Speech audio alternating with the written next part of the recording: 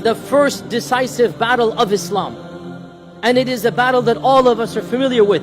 And it is the battle of Badr, which took place the very first Ramadan after the Hijrah. On the 17th of Ramadan, in the second year of the Hijrah, we all know the story that a small group of Muslims, barely 300 in number, were expecting a caravan to pass by. So they were not prepared, they weren't wearing armor. This was a raid on a caravan. It was not an army expedition. And raids and expeditions are two different things. And the Muslims were prepared to come in, take the caravan of Abu Sufyan, and then bring it back to Medina. And caravans are not guarded. Caravans do not have armies. Caravans do not have horses. Caravans do not have armors and weaponry. We all know the story.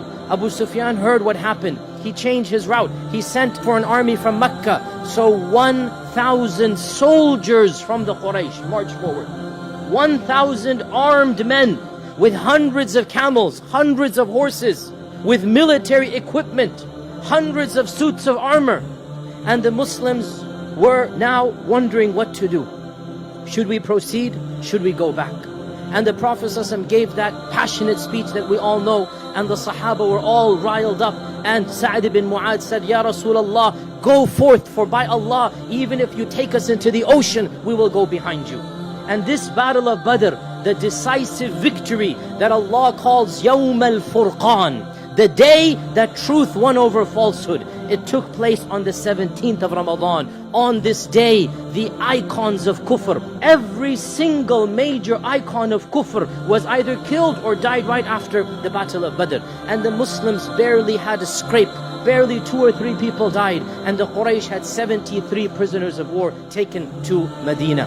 This day of Furqan, Allah subhanahu wa ta'ala reminds the believers that on this day, Allah had promised you would be victorious over one of the two groups, either the caravan or the army.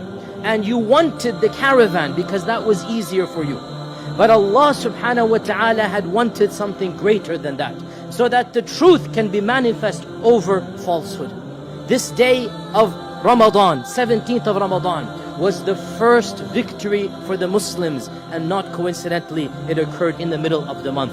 And the lesson we learn from that victory for us this Ramadan, the lesson we learn is that, you know what, we might not be fully prepared. We might not be fully prepared for that month. How many of us now are trepidating, wondering, how am I going to fast? But just like the Muslims were not prepared for Badr, but when Badr came, they stood up for the challenge. When Badr occurred, they put their trust in Allah subhanahu wa ta'ala, and Allah subhanahu wa ta'ala gave them that victory. Even if we feel unprepared for Ramadan, and many of us are spiritually and perhaps even physically unprepared right now, even if we feel unprepared, put our trust in Allah, and Allah Azza wa Jal will cause us to be victorious in this month.